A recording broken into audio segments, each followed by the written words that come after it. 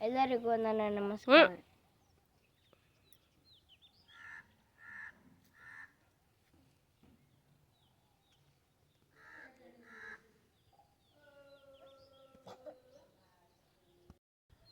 ಎಲ್ಲರಿಗೂ ನನ್ನ ನಮಸ್ಕಾರ. ನನ್ನ ಹೆಸರು ಶಿವಪ್ರೀತ್. ನಾನು ಓದುತ್ತಿರುವ ತರಗತಿ 4ನೇ ತರಗತಿ. ನಾನು ಇಂದು ಛತ್ರಪತಿ ಶಿವಾಜಿ ಮಹಾರಾಜ್ ಅವರ ಬಗ್ಗೆ ಒಂದೆರಡು ಮಾತನಾಡಲು ಬಂದಿದ್ದೇನೆ. ಛತ್ರಪತಿ ಶಿವಾಜಿ ಮಹಾರಾಜ್ ಅವರು ತಮ್ಮ 16ನೇ ವಯಸ್ಸಿನಲ್ಲೇ ಕತ್ತಿಯನ್ನು ಹಿಡಿದು ಕುದುರೆ ಸವಾರಿಯನ್ನಾಗಿ ಇಟ್ಟುಕೊಂಡು ಅವರು ಯುದ್ಧವನ್ನು ಮಾಡೋದಿಕ್ಕೆ ಹೋಗ್ತಾ ಇದ್ರು. ಆಡುವ ಸಂದರ್ಭದಲ್ಲಿ ಅವರು ಯುದ್ಧವನ್ನು ಮಾಡೋದಿಕ್ಕೆ ಹೋಗ್ತಾ ಇದ್ರು. ಅವರ ತಂದೆ ಶಹಾಜಿ ಭೋಸ್ಲೆ, ತಾಯಿ ಜೀಜಾಬಾಯಿ. ಅವರ ತಂದೆ ಶಹಾಜಿರಾವ್ ಭೋಸ್ಲೆ ಅವರು ಬಿಜಾಪುರದ ಆದಿಲ್ ಶಾಹಿಯಲ್ಲಿ ಕೆಲಸವನ್ನು ಮಾಡ್ತಾ ಇದ್ರು. ಛತ್ರಪತಿ ಶಿವಾಜಿ ಮಹಾರಾಜ್ ಅವರ ಆಧ್ಯಾತ್ಮಿಕ ಗುರು ಯಾರೆಂದರೆ ಸಮರ್ಥ ರಾಮದಾಸ. ಮತ್ತೆ ಅವರ ಗುರು ರಾಜಕೀಯ ಗುರು ಯಾರೆಂದರೆ ದಾದಾಜಿ ಕೊಂಡದೇವ್. ಯಾರು? ದಾದಾಜಿ ಕೊಂಡದೇವ. ಅವರ ದಂಡನಾಯಕರು ತಾನಾಜಿ ಮಾಲ್ಸುರೆ ಮತ್ತು ಸೂರ್ಯಾಜಿ ಮಾಲ್ಸುರೆ ಅವರು. ಅವರ 2 ಕಣ್ಣುಗಳು ಇದ್ದಂತೆ. ರಾಮನಿಗೆ ಹನುಮಂತ ಹೇಗೋ ಛತ್ರಪತಿ ಶಿವಾಜಿ ಮಹಾರಾಜ್ ಅವರಿಗೆ ಬಾಜಿ ಪ್ರಭು ದೇಶಪಾಂಡೆ ಅವರು ಆಗಿದ್ದರು. ಈಗ ಛತ್ರಪತಿ ಶಿವಾಜಿ ಮಹಾರಾಜ್ ಅವರ ಆರಂಭಿಕ ಜೀವನವಾಯಿತು. ಈಗ ಅವರು ಮಹಾರಾಜ್ ಅವರು ಯಾವೆಲ್ಲ ಸಾಧನೆಗಳು ಮಾಡಿದರು, ಯಾವೆಲ್ಲ ಬಿರುದುಗಳು ಪಡೆದರು ಅದರ ಬಗ್ಗೆ ನಾನೀಗ ಹೇಳುತ್ತೇನೆ. ಛತ್ರಪತಿ ಶಿವಾಜಿ ಮಹಾರಾಜ್ ಅವರಿಗೆ ಬೆಟ್ಟದ ಇಲಿ, ಮತ್ತೆ ಛತ್ರಪತಿ, ಮತ್ತೆ ಗೋಬ್ರಾಹ್ಮಣ ಪ್ರತಿಪಾಲಕ ಎನ್ನುವ ಬಿರುದುಗಳನ್ನು ಸಿಕ್ಕಿದವು. ಛತ್ರಪತಿ ಶಿವಾಜಿ ಮಹಾರಾಜ್ ಅವರು ಬಹಳ ವೀರಶೂರ ಯೋಧರಾಗಿದ್ದರು. ಅವರು ಗೆರಿಲ್ಲಾ ಯುದ್ಧ ಪರಿಣತಿಯನ್ನು ಹೊಂದಿದರು. ಗೆರಿಲ್ಲಾ ಯುದ್ಧ ಏನೆಂದರೆ ರಾತ್ರಿ ಹೊತ್ತಿನ ಸಂದರ್ಭದಲ್ಲಿ ಕಾಡಿನಲ್ಲಿ ಅಡಗಿಕೊಂಡು ಯುದ್ಧವನ್ನು ಮಾಡುವುದೇ ಗೆರಿಲ್ಲಾ ಯುದ್ಧ. ಅವರ ಸ್ನೇಹಿತರು ಸಹ ಗೆರಿಲ್ಲಾ ಯುದ್ಧದ ಪರಿಣತಿಯನ್ನು ಹೊಂದಿದರು. ಛತ್ರಪತಿ ಶಿವಾಜಿ ಮಹಾರಾಜ್ ಅವರು ಕೋಟೆಗಳನ್ನು ಗೆಲ್ತಾ ಇದ್ರು. ರಾಯ್ಗಢ್ ಮತ್ತೆ ಹೀಗೆ ಮುಂತಾದವು ಕೋಟೆಗಳನ್ನು ಗೆಲ್ಲುತ್ತಿದ್ದರು. ಛತ್ರಪತಿ ಶಿವಾಜಿ ಮಹಾರಾಜ್ ಅವರು ಮುಂತಾದ ಕೋಟೆಗಳನ್ನು ಗೆಲ್ಲುತ್ತಿದ್ದಾರೆ ಎಂದು ಆದಿಲ್ ಶಾಹಿ ವಿದೇಶಿಗರಿಗೆ ತಿಳಿಯಿತು. ಹೀಗೆ ಅವರಿಗೆ ತಿಳಿದಾದ ನಂತರ ಛತ್ರಪತಿ ಶಿವಾಜಿ ಮಹಾರಾಜ್ ಅವರಿಗೆ ಹೇಗಾದರೂ ಮಾಡಿ ನಿಲ್ಲಿಸಬೇಕೆಂದು ಒಂದು ನಿರ್ಧಾರವನ್ನು ತೆಗೆದುಕೊಂಡರು.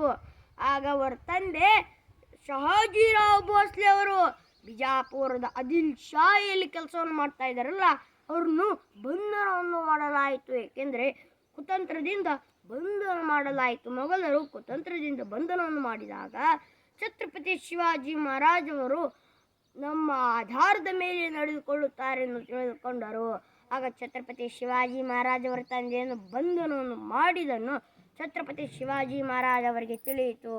ಆಗ ಅವರು 23 ಕೋಟಿಗಳನ್ನು ಗೆಲ್ಲುವುದು ಬಿಟ್ಟು ಕೇವಲ 12 ಕೋಟಿಗಳನ್ನು ಗೆದ್ದರು.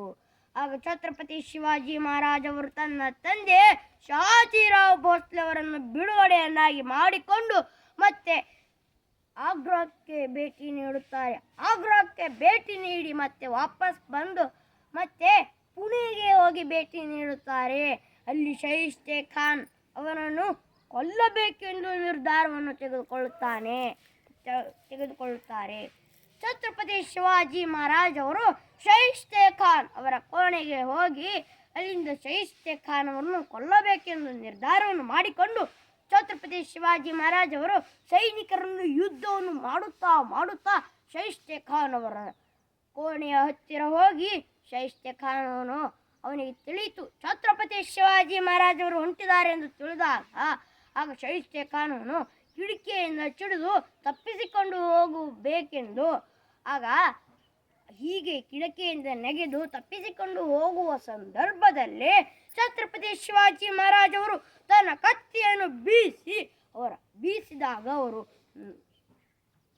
ಬಲಗೈಯ 4 ಬೆರಳುಗಳು ಕಟ್ಟಾದವು. ಆಗ ಶೈಸ್ತೆ ಖಾನ್ ಅಫ್ಜಲ್ ಖಾನ್ ಅಂದರೆ ಅಫ್ಜಲ್ಲಾ ಭಟಾರಿ ಎಂತಲೂ ಸಹ ಕರೆಯಲಾಗುತ್ತದೆ ಅವರ ಹತ್ತಿರ ಹೋದರು. ಆಗ ಅಫ್ಜಲ್ ಖಾನ್ ಅವರು ಛತ್ರಪತಿ ಶಿವಾಜಿ ಮಹಾರಾಜರನ್ನು ಹೇಗಾದರೂ ಮಾಡಿ ಕೊಲ್ಲಲೇಬೇಕು ಎಂದು ನಿರ್ಧಾರವನ್ನು ತೆಗೆದುಕೊಂಡರು. ಆಗ ಶೈಸ್ತ ಖಾನ್ ಅವರು ಹೇಳುತ್ತಾರೆ, ಛತ್ರಪತಿ ಶಿವಾಜಿ ಮಹಾರಾಜರನ್ನು ಕೊಲ್ಲುವುದು ಇಷ್ಟು ಸುಲಭದ ಮಾತಲ್ಲ. ನೀನು ಛತ್ರಪತಿ ಶಿವಾಜಿ ಮಹಾರಾಜವರು ಒಂದು ಸಿಂಹ ಹುಲಿಯ ಹಾಗೆ ಇದ್ದಾರೆ, ಅವ್ರನ್ನು ಕೊಲ್ಲಬೇಕೆಂದರೆ ಅಷ್ಟು ಸುಲಭದ ಮಾತಲ್ಲ ಎಂದು ಹೇಳಿದಾಗಲೂ ಸಹ ಅಫ್ಜಲ್ ಖಾನ್ ಅವರ ಮಾತನ್ನು ಕೇಳಲಿಲ್ಲ, ಧಿಕ್ಕಾರವನ್ನು ಮಾಡಿದರು ಅವರ ಮಾತನ್ನು. ಆಗ ಛತ್ರಪತಿ ಶಿವಾಜಿ ಮಹಾರಾಜವರಿಗೆ ಆ ಲಿಂಗನೆಯನ್ನು ಮಾಡೋದಕ್ಕೆ ಕರೆಸಿಕೊಳ್ಳುತ್ತಾರೆ. ಆ ಲಿಂಗನೆಯನ್ನು ಮಾಡೋದಕ್ಕೆ ಕರೆಸಿಕೊಂಡಾಗ ಛತ್ರಪತಿ ಶಿವಾಜಿ ಮಹಾರಾಜವರ ರಾತ್ರಿ ಕನಸಿನಲ್ಲಿ ಬಂದು ಹೇಳುತ್ತಾರೆ ಭವಾನಿ ದೇವಿ ಆಗ ಹೇಳುತ್ತಾರೆ, ಬಂದು ನಿನ್ನನ್ನು ಅಫ್ಜಲ್ ಖಾನನು ಕೊಲ್ಲಬೇಕೆಂದು ನಿರ್ಧಾರವನ್ನು ತೆಗೆದುಕೊಂಡಿದ್ದಾನೆ. ನೀನು ಸುರಕ್ಷಾದಿ ಕವಚವನ್ನು ಹಾಕಿಕೊಂಡು ವ್ಯಾಘ್ರನಕದಿಂದ ಅಫ್ಜಲ್ ಖಾನನ್ನು ಕೊಂದು ಬಿಡು ಎಂದು ಹೇಳಿದರು. ವ್ಯಾಘ್ರನಕ ಎಂದರೆ ಹುಲಿಯ ಉಗುರು ಎಂದರ್ಥ. ವ್ಯಾಘ್ರನಕವನ್ನು ತೆಗೆದುಕೊಂಡು ಅಫ್ಜಲ್ ಖಾನ್ ಅವರನ್ನು ಆ ಲಿಂಗನೆಯನ್ನು ಮಾಡೋದಕ್ಕೆ ಹೋಗ್ತಾರೆ. ಆಗ ಅಫ್ಜಲ್ ಖಾನ್ ಅವರು ಛತ್ರಪತಿ ಶಿವಾಜಿ ಮಹಾರಾಜ್ ಅವರಿಗೆ ಗಟ್ಟಿಯಾಗಿ ಹಿಡಿದುಕೊಳ್ಳುತ್ತಾರೆ. ಆಗ ಗಟ್ಟಿಯಾಗಿ ಹಿಡಿದುಕೊಂಡಾಗ ಛತ್ರಪತಿ ಶಿವಾಜಿ ಮಹಾರಾಜ್ ಅವರು ಸಹ ಗಟ್ಟಿಯಾಗಿ ಹಿಡಿದುಕೊಳ್ಳುತ್ತಾರೆ. ಆಗ ಛತ್ರಪತಿ ಶಿವಾಜಿ ಮಹಾರಾಜ್ ಅವರ ಬೆನ್ನಲ್ಲಿ 2-3 ಸಾರಿ ಕತ್ತಿಯಿಂದ ಚೂರಿಯಿಂದ ಹೊಡೆಯುತ್ತಾರೆ.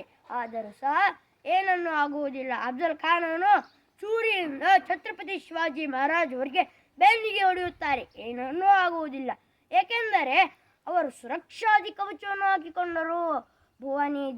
ಭುವನೇಶ್ವರಿ ದೇವಿ ಹೇಳಿದ ಹಾಗೆ ಅವರು ಸುರಕ್ಷಾದಿ ಕವಚವನ್ನು ಹಾಕಿಕೊಂಡಿದ್ದರು. ಆಗ ಅವರ ತಲೆಯಲ್ಲಿ ಹೊಡೆದಾಗ ತಲೆಗೆ ಏನನ್ನೂ ಹಾಕಿಕೊಳ್ಳುವುದಿಲ್ಲ ಛತ್ರಪತಿ ಶಿವಾಜಿ ಮಹಾರಾಜ್ ಅವರು. ಆಗ ತಲೆಯಲ್ಲಿ ಹೊಡೆದಾಗ ತಲೆಯಿಂದ ರಕ್ತ ಸೊರೆಯುವ ಸಂದರ್ಭದಲ್ಲಿ ಅಫ್ಜಲ್ ಖಾನ್ ಒಂದು ಮಾತನ್ನು ಹೇಳ್ತಾನೆ ಹಿಂದಿಯಲ್ಲಿ, छत्रपति का भाई संभाजी महाराज भी यही हाथों से खत्म हो गया. अब छत्रपति शिवाजी महाराज भी खत्म, स्वराज्य भी खत्म.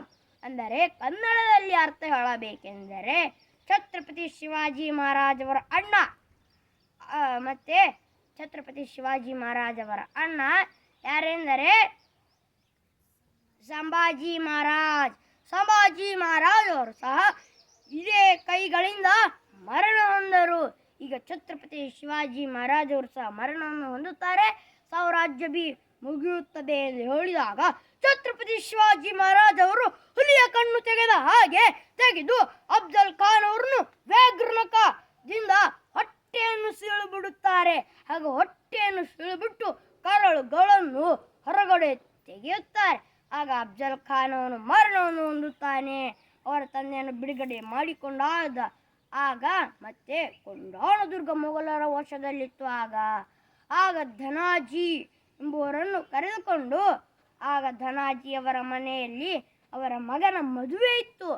ಆಗ ಧನಾಜಿಯ ಮಗನ ಮದುವೆಯನ್ನು ಬಿಟ್ಟು ನಡೀರಿ, ನಾವು ಆ ಕೋಟೆಯನ್ನು ಗೆಲ್ಲೋಣ, ಕೊಂಡಾಣ ದುರ್ಗವನ್ನು ಗೆಲ್ಲೋಣ ನಡೀರಿ ಎಂದು ಛತ್ರಪತಿ ಶಿವಾಜಿ ಮಹಾರಾಜ್ ಅವರ ಜೊತೆಗೆ ಹೋಗಿ ಆ ಕೊಂಡಾಣ ದುರ್ಗವನ್ನು ಗೆಲ್ಲಲು ಹೋಗುವ ಸಂದರ್ಭದಲ್ಲಿ ಒಂದು ಮಾತನ್ನು ಹೇಳುತ್ತಾರೆ, ಏನೆಂದರೆ ನಾನು ಕೊಂಡಾಣ ದುರ್ಗವನ್ನು ಗೆಲ್ಲೋದಕ್ಕೆ ಹೋಗುತ್ತೇನೆ, ಆದರೆ ನಾನು ವಾಪಸ್ ಮರಳಿ ಬರುತ್ತೇನೋ ಇಲ್ಲೋ ನನಗೆ ಗೊತ್ತಿಲ್ಲ.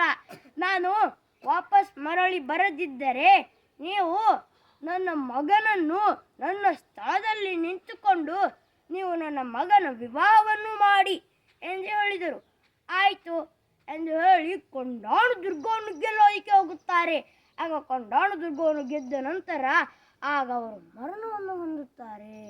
ಆಗ ಅವರು ಮರಣವನ್ನು ಹೊಂದಾದ ನಂತರ ಛತ್ರಪತಿ ಶಿವಾಜಿ ಮಹಾರಾಜ್ ಅವರು ಬಹಳ ದುಃಖದಿಂದ ಹೇಳುತ್ತಾರೆ, ಗಡ್ ಬಂತು, ಹುಲಿ ಸಿಂಹ ಹೋಯ್ತು ಎಂದರ್ಥ. ಗಡ್ ಏಲೆ, ಸಿಂಹ ಗೆಲೆ ಎಂದರೆ ದುರ್ಗ ಬಂತು, ಸಿಂಹ ಹೋಯ್ತು ಎಂದರ್ಥ. ಆಗ ಛತ್ರಪತಿ ಶಿವಾಜಿ ಮಹಾರಾಜ್ ಅವರು ಧನಾಜಿಯವರ ಮಗನ ವಿವಾಹವನ್ನು ಮಾಡುತ್ತಾರೆ.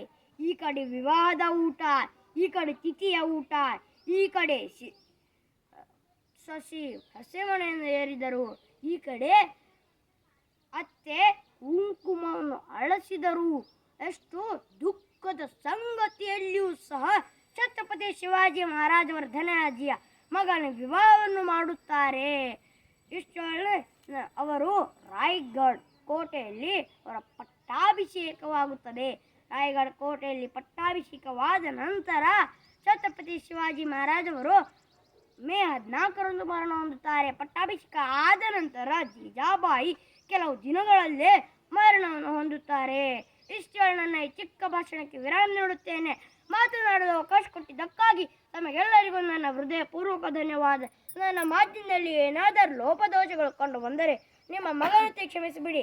ಮತ್ತೆ ತಾವೆಲ್ಲರೂ ಶಾಂತ ರೀತಿಯಿಂದಾಗಿ ಕುಳಿತುಕೊಂಡು ಕೇಳಿದ್ದೀರಲ್ಲ, ತಮಗೆಲ್ಲರಿಗೂ ಮತ್ತೊಮ್ಮೆ ಹೃದಯಪೂರ್ವಕ ಧನ್ಯವಾದಗಳು. ಛತ್ರಪತಿ ಶಿವಾಜಿ ಮಹಾರಾಜ್ ಅವರಿಗೆ ಜಯವಾಗಲಿ. ಛತ್ರಪತಿ ಶಿವಾಜಿ ಮಹಾರಾಜ್ ಅವರಿಗೆ ಜಯವಾಗಲಿ.